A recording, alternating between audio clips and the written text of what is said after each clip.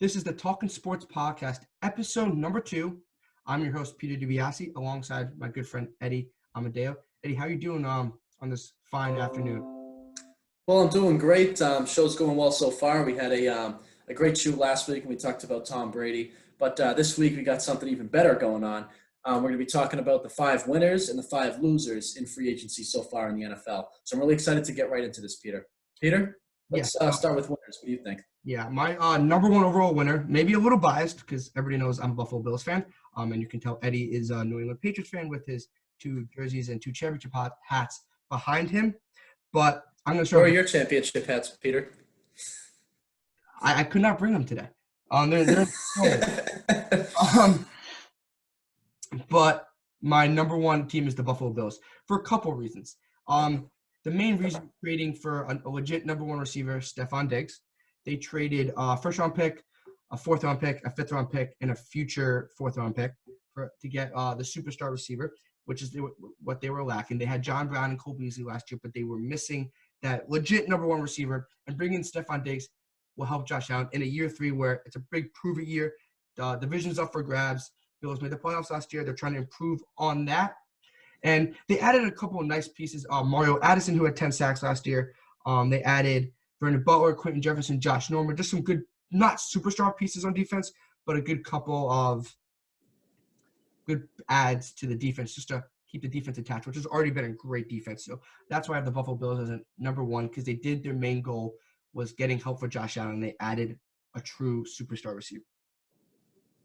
Okay, so I actually had the Buffalo Bills at number 5 myself, just to go off of what Peter said. I agree with him. Trading for Stephon Diggs was a very big move, and it was a good move, especially for a young quarterback like Josh Allen, who just came off of a very good season. And adding another powerful receiver to that lineup can do nothing but help him. So, Peter, I definitely agree. They did have a great run in free agency thus far.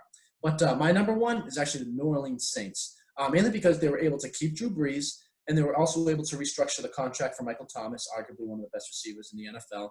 And another thing is they added another, very elusive and skillful receiver in Emmanuel Sanders, which will do nothing but help Drew Brees, given that he is getting a little bit older. The rest hasn't really shown yet, as it has shown in Tom Brady, I will admit. So Drew Brees is still going strong, and to add Emmanuel Sanders to it is going to be definitely a good asset for the team this year. So I have the New Orleans Saints at number 1. Yes, I agree with everything you said. I do not have the Saints on my list, but I have no problem saying that they had a good free agency. They didn't crack my top 5. My number 2 on my winners list is the Arizona Cardinals. Very similar to what the Buffalo Bills did. They traded for probably the best receiver in the NFL, DeAndre Hopkins, and we'll get into why that trade, why it was weird. The Texans might be both on our losers list. You'll find out shortly. But trading for DeAndre Hopkins gives Kyle Murray, who's a rookie quarterback, a legit number 1 receiver, and adding Jordan Phillips as D tackle from the Buffalo Bills gives them a good receiver and a good defensive tackle to go along with a young quarterback. Nice, I like that, Peter. At my number 2 spot, I actually have the Tampa Bay Buccaneers. Got to admit, the addition of the greatest quarterback of all time, even though he'll be reaching 43 years old this offseason, it's got to be a great move this year for the Tampa Bay Buccaneers. Is it a long-term option? Absolutely not. He'll probably play the 2 years that are in his contract. However, this is going to be definitely a big bump for the team. Coming off of Jameis Winston, was an absolute interception machine. Adding Tom Brady is definitely going to help them, especially with the receiving squad that they have. I have the Buccaneers at number 3, not at number 2, but I agree with everything you just said. Quickly, just add a little cool stat. I read something that was cool yesterday. In between the 2016, 2017, 2018, 2019 seasons, those 4 years, Tom Brady threw for 29 interceptions. Jameis Winston threw 30 interceptions just last year.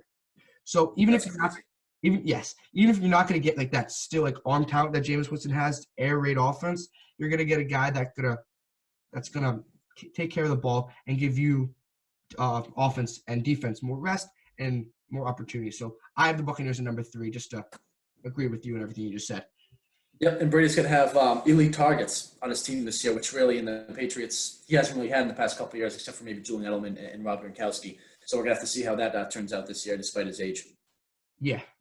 So I just gave my number 3 because I agreed with you on the Buccaneers. Who's your number 3? My number 3 is actually the Indianapolis Colts. The addition of DeForest Buckner is definitely going to help their team. That was a big pickup. And then you got to take a look at Phillip Rivers, who they picked up from the Los Angeles Chargers. Just like the Buccaneers adding Tom Brady, is this a long-term option? No, because he's a rather old quarterback. He's a veteran. He's been playing in the NFL for a rather long time. But definitely this is going to give the quarterback position for them a bit of a boost. I mean, was Jacoby Brissett a good quarterback? I think so. I thought that they should have gone with Brissett for at least another year and see what else he could do. But no, Phillip Rivers, I think, is definitely going to be a short-term asset to this team. And then, of course, the main reason why I have them on this list is because if you look at the rest of the division, you look at the Texans, who are having a really hard time right now. I'll go into them when I talk about my losers. Look at the Titans right now. They had a great run in the postseason, but that was a little bit different. I think that them riding with Ryan Tannehill is not going to be a great it's not going to be a great long-term option. I don't really think it's going to piece together for them this year. And then, of course, you look at the Jacksonville Jaguars. They're kind of in a rebuilding phase. So the Indianapolis Colts, I think, are definitely the favorites in the division for this year. And with the addition of Phillip Rivers, a leader on that team, that's definitely going to help them. I totally agree with you on that. A lot of good points there. I do not have them on my list, but as like the Saints, they're had a good offseason. At number 4, I'm going to have the Miami Dolphins. Miami was going into last year, people were like 1 or 2 wins, and they surprised us. And they had, I believe they had 5 wins. They were 5-11. They won 5 out of the last 9. So they started really bad, and then finished mediocre. And they're building their culture. Brian Flores, coming from the New England Patriots, trying to build a similar culture to what Bill Belichick has. Correct. But you add Byron Jones, who's now the highest paid corner in the league. You add Shaq Lawson, defensive end. You add Kyle Van Noy, former Patriot. You add Jordan Howard. They still have a couple needs, a quarterback, probably another running back. But you got to remember they do have 3 first-round picks, starting at number 5, and then 2 later picks, one from the Steelers and one from the Texans, and those are valuable. So they can use absolutely 3 first-round picks to fill needs, quarterback position, maybe another running back, maybe another receiver, safety, whatever they need to do. They can use those positions to improve their team. I'm not saying they're making the playoffs. I'm not saying they're going to win 10, 11 games. But I wouldn't be surprised if I see an 8-8 or 7-9 Miami Dolphins. Depends the quarterback situation. But they're moving in the right direction, and they've sped up this rebuild much faster than a lot of people have thought. It's not much more. It was probably a 4 to 5 year rebuild. Now I'm thinking more of a 2 to 3 year rebuild. So that's why I have them at 4, and that's why they're one of my winners in free agency. Who's your number 4 team? I'm going with the Los Angeles Chargers. They did lose Phillip Rivers. What's that? Who's your number 5 team? I said 4, but I said 5. Right? Okay, no, you're good. I went with the Los Angeles Chargers for my number 4 team. They did have a lot of good additions this offseason. They got Chris Harris. They managed to trade for Try Turner. Now, I do think this is a rebuilding year for Los Angeles Chargers. They're moving on from Phillip Rivers. It's been a long time with him, so it's going to be a bit of an adjustment. But I do think this is the beginning of them rebuilding their team and starting over. And they're also, this is one of the most important parts, they managed to keep their star tight end in Hunter Henry. So that's why the Chargers are on my list. I do not have the Chargers on my list. I actually have them on my losers list. We'll dive into that real quickly. All right, got some debates. But my final team on my list, in my winners list, is the San Francisco 49ers. For a couple reasons. They re-signed safety Jimmy Ward, who was their number 1 safety last year.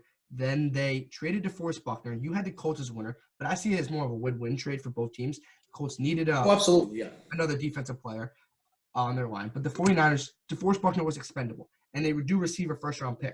So now the 49ers have 2 first-round picks just coming off a Super Bowl appearance. They need to add another receiver, losing Emmanuel Sanders. So you can use one of those 2 first-round picks to add a receiver like Jerry Jeudy, CeeDee Lamb, Henry Ruggs, so on. So we'll get into our mock drafts in later episodes of the podcast. But I think they can add to already a really good team, probably a little more offensive weapons because their defense is already outstanding. Jimmy Ward, Nick Bosa, Eric Armstead. So that's why the 49ers are number 5 because they kept basically everybody intact, adding another first-round pick. So we'll see what they do with those 2 picks. But that's why the 49ers are number 5. Awesome. So if you liked our winners list, please put in your comments if you agree with us, if you disagree with us, and any possible comments there regarding to who you think the winners are in this free agency. Okay, Peter, want to move on to the losers? Yeah, you can start. Who's your number 1? Awesome. Okay. So my number 1, now it's the New England Patriots, but I definitely want to emphasize something here that in the past, the Patriots are not a team to capitalize on free agency. They have lost a lot of big-name players year after year in free agency itself. emphasis on this year especially. But they're not the team, as I said earlier, to really go out and try to get these big star veteran players like a lot of these other teams are up doing. They're not the kind of team to throw big contracts at players from other teams. They're more likely to pay in-house, I would say, Peter, when it comes to the New England Patriots. The last probably big veteran that they signed was Darrelle Revis back in 2014 when they paid him $12 million in a one-year contract. So that's one thing I want to emphasize before I go into this. I'm not saying that, the Patriots, on paper, yes, they're the losers, but you got to understand Bill Belichick's, is the way he likes to think when it comes to signing free agents and re-signing his own players. He likes to set his priorities a little bit more straight than a lot of other teams when it comes to the players that he has in-house. So without further ado, the fact that they lost Jamie Collins, they lost Kyle Van Noy, they lost Elandon Roberts to the Dolphins, and Nate Ebner to the Giants. They traded Jamon Harmon, and they cut Steven Gostkowski. Those are some of the hugest moves that happened with the New England Patriots in this free agency so far. And the biggest losses, I'm not going to say that the biggest loss is Tom Brady, okay? Losing Tom Brady was, of course, going to happen within the next couple of years if they didn't manage to resign him. I mean, he was an older player. The biggest loss here was Jamie Collins and Kyle Van Noy, mainly due to the fact that they were humongous assets to our defense this year, and they were the ones who saved us and helped us win so many games this year was our defense. Tom Brady struggled. Our offense struggled. We didn't have a lot of options in the receiving as the game started to go on, and it was our defense that really carried us through a lot of games this year. So the fact that we're losing a lot of those key players that made our defense so effective during this season, the fact that we lost them, it's really going to hurt this year. Peter, what do you think? I do have the Patriots at number one. I don't want to repeat what you just said, but losing Tom Brady, Kyle Van Noy, Jamie Collins, like you all mentioned, they're all big. But also after losing Tom Brady, so you have a new quarterback in your system, not in your system, he's second in your system, but new quarterback starting for your team next year. Either Brian Hoyer or Jarrett Stidham. If you draft someone, we don't know yet. But there's going to be growing pains if you start Jarrett Stidham. He's a young quarterback. He's not going to be perfect. And then you're going to have to rely on your defense. But losing Jamie Collins and Kyle Van Noy makes that defense worse. So, I'm totally agreeing with what you're saying. Losing what was one of the best defenses in the league, still one of the really good defenses, but just losing talent on the defense cannot hurt. And then still not having a lot of great weapons, just Julian Edelman. And I know that's not your forte, adding big free agents, but I still would have liked you adding maybe just a lower tier, mid-tier receiver.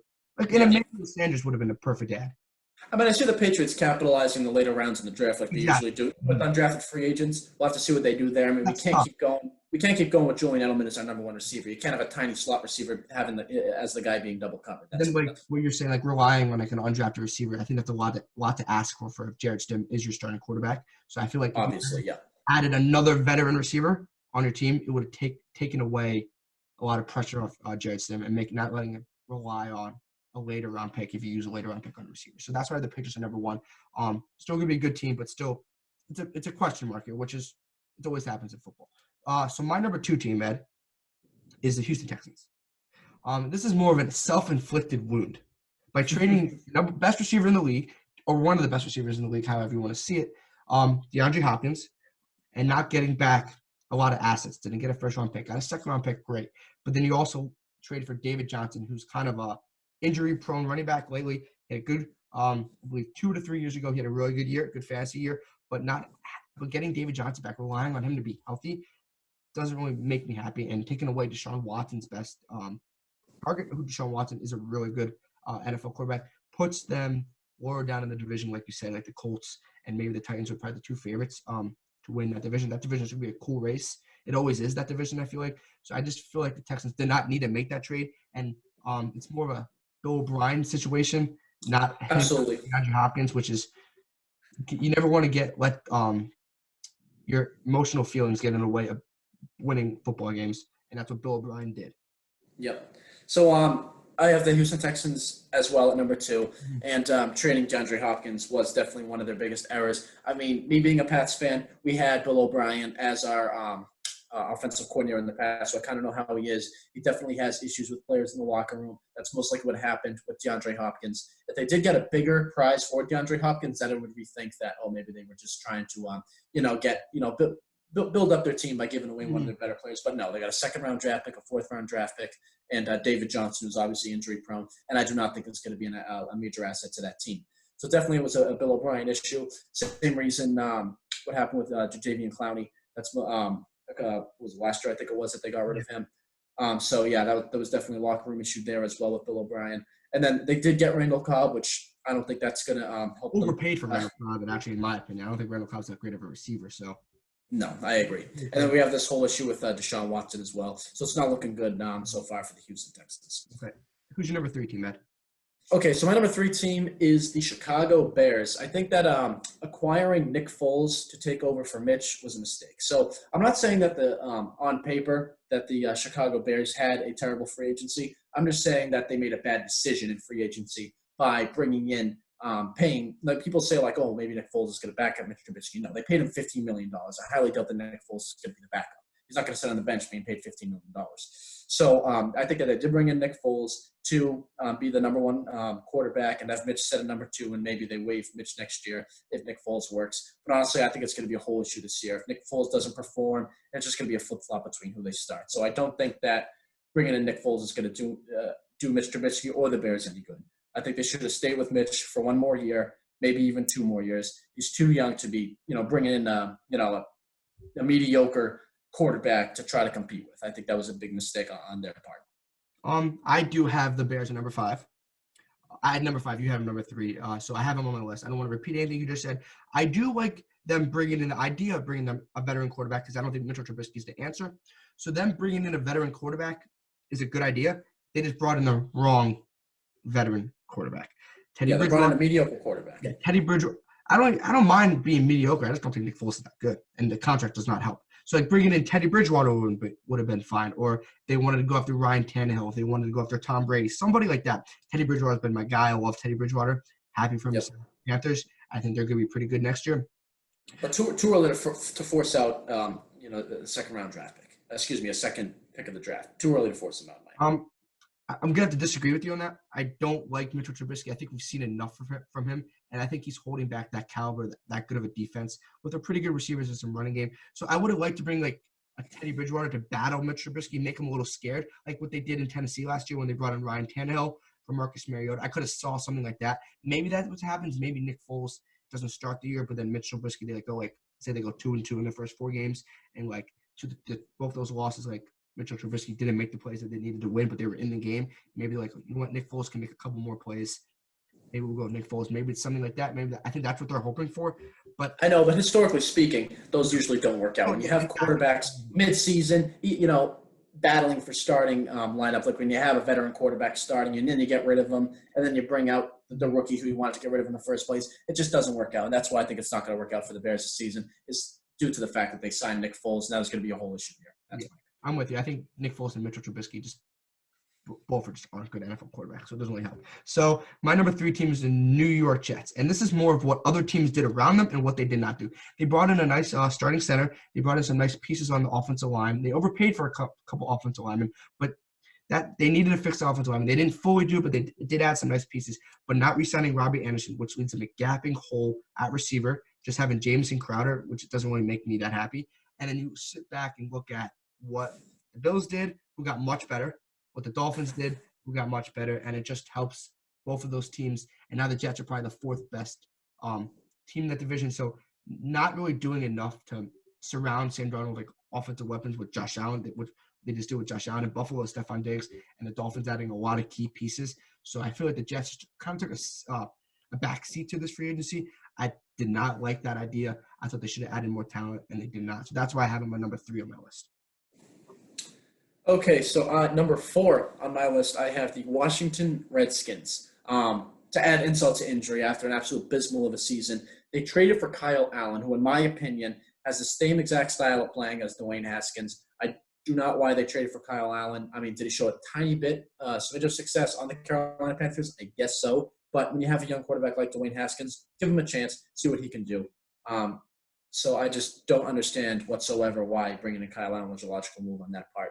And also another kind of a fun fact, they gave the largest contract to Amari Cooper, and even Amari Cooper didn't want to sign with the Washington Redskins. He actually took a smaller contract because he didn't want to be with them. So it's kind of saying something that this organization is not having the easiest of time so far in the offseason, Peter.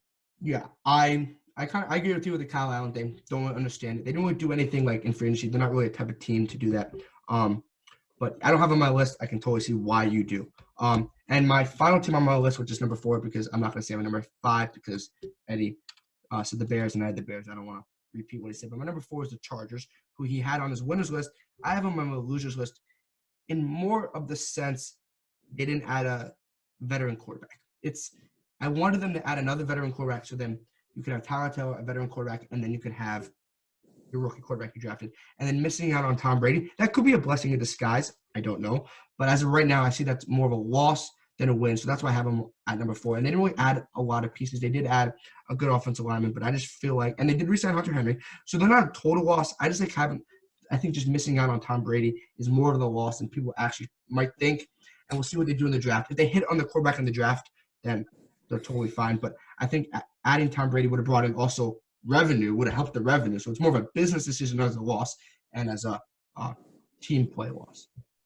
As a business decision, I definitely agree with you there, Peter. But when they're trying to get a long-term option here, they're not trying to plan in the short term. They did have Phillip Rivers, who has been playing on their team for a while. They want to start from scratch. Bringing in Tom Brady, who only has so much gas left in the tank, it's just not a good long-term option for them. And that's why I think that bringing in Tom Brady would not be a good move for the Chargers.